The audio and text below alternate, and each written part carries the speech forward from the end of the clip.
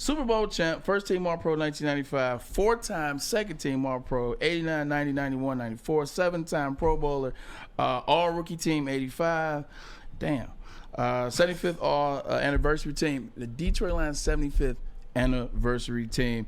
First team All-SEC, and the man is in the College Football Hall of Fame. Should be another Hall of Fame, but that's another story. Ladies and gentlemen, time to bring him in. Lomas Brown, Big Loam. There he is. Hey, first of all, happy birthday, my brother. Appreciate that, man. Thank you, man. I'm 40 now. I met you when I was 6. Hey, Lindsay, I What's told up? him I'm getting old, man. If he 40, you know how old I am. Hey, but you look good, though. I That brother appreciate looks it, my smooth, brother. don't he? That brother Yeah. looks good. Loam, look, we won't waste any time, man. I appreciate you for jumping on last minute. You always come through for us. Fan of the show. Big extended family member of the show. Lomas, you see what Brad Holmes is doing. Big Brad is in his bag. He is the mad scientist right now. The offseason moves that he's making culminated last night by C.J. Gardner-Johnson, who was the number one secondary player in free agency. Lomas, talk about the Detroit Lions and the moves Brad Holmes has made. What does this mean? Bruh, you know what? I've been here since '85, and I'm telling you, man, I haven't been this excited about ball even when I was playing. Oof. And it's exciting to see. I mean, these guys are ready to turn the corner. Dan has these guys on fire, Dan Campbell. And the great thing is, Lindsay, guys want to come here now. This is now a destination spot for players. They want to play for the Lions. They want to play for Dan Campbell and Brad Holmes. And you couldn't say that in the past.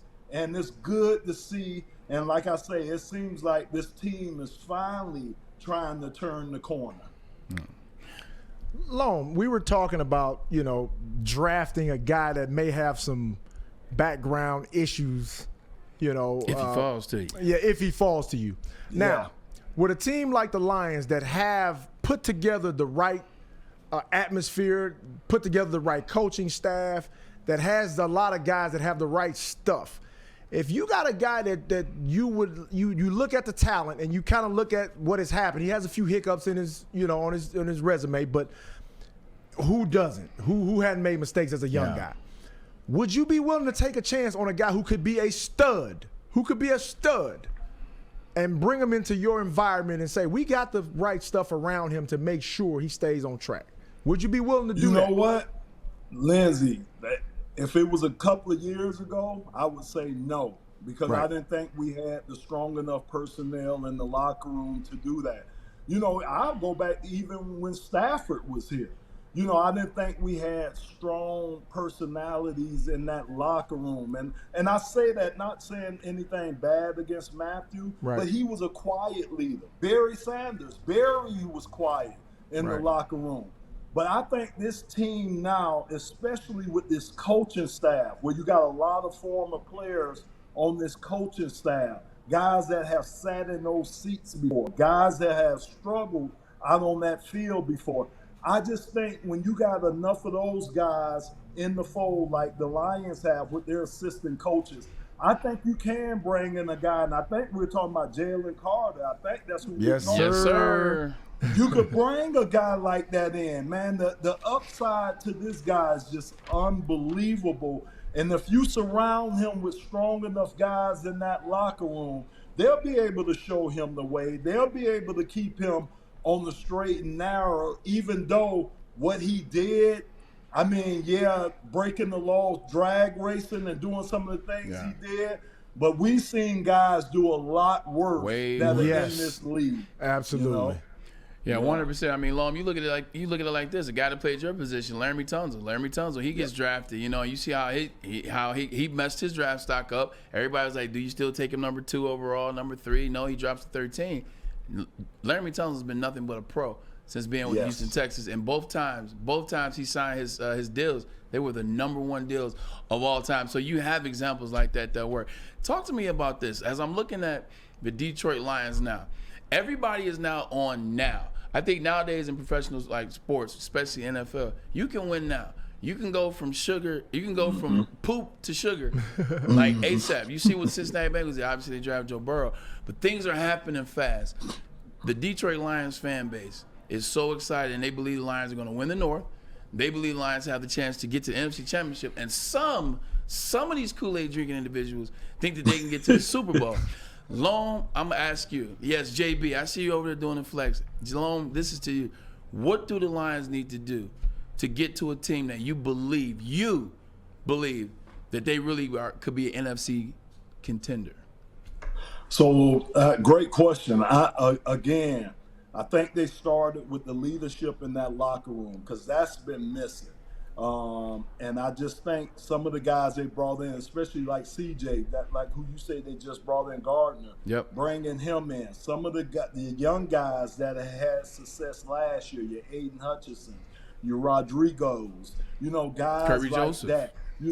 Absolutely. Those guys are going to help you from the standpoint of really turning the corner with that young talent, mixing the young talent in with these veterans.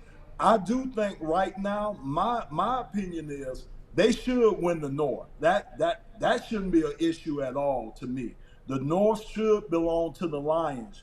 You win the with division. Minnesota, still with Minnesota. Even with Minnesota. 13-4, and they bring in Brian Flores. I was not sold on Minnesota last year. Gotcha. Yeah, I know they had a lot of those close wins, 11 but they were a team that never really – we should have beat them both times last year. Agreed. You think about it. Agreed. You know what I'm saying? So they're a team that I'm not really worried about, and if we could win the division, you do get the home playoff game. And I think that's important for the Lions to get a home playoff game this year. If they can do that and win it, that would be great to me. That would be a great starting step, really in the right direction. I'm not going as far as some of the other fans were yelling about, the NFC Championship game and the Super Bowl. Back-to-back Super Bowl champs. Yeah. What? Get to the playoffs first. There you go. You got and you got to win your home games, and you got to get a playoff game, I think, to get to where you want to go at. 100%. Law, I want to also ask you another thing. We got you once again, Lomas Brown, man, like one of the best Lions of all time. Why he's not in Canton? I'm always be pissed until that happens. When you're watching the Lions as they're constructed now, as they're made up now, talk about how Brad Holmes and Dan Campbell have intentionally re-signed players that came here year one with them, that were in year two with them, really building their identity so that they have that identity in there for place for years to come. Talk about the intent on that.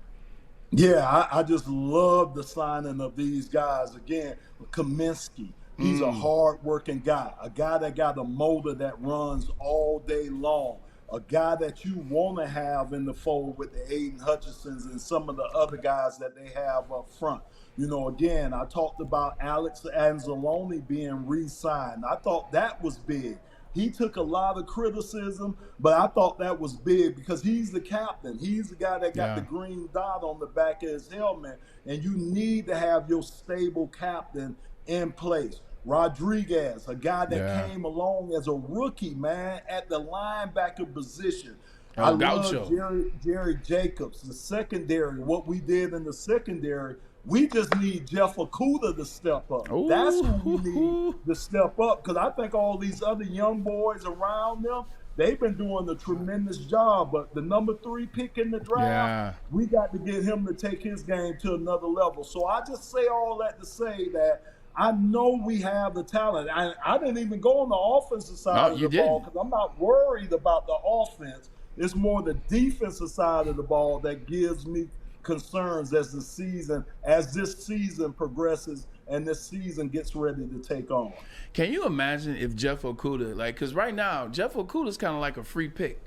Like Jeff Okudah is kind of like a free 3rd overall pick, where if he plays just good, like Jeff Okudah don't have to be great. You mix him in with Sutton, you mix him in with Mosley, you mix him with Gardner Johnson, you mix him in with the stuff they're doing like Kirby Joseph. If he's just good, this could be amazing on that side of the ball. Loam, last question, I'm going to get you out. I appreciate you as always, is you're the GM for the Detroit Lions. You're on the clock at 6.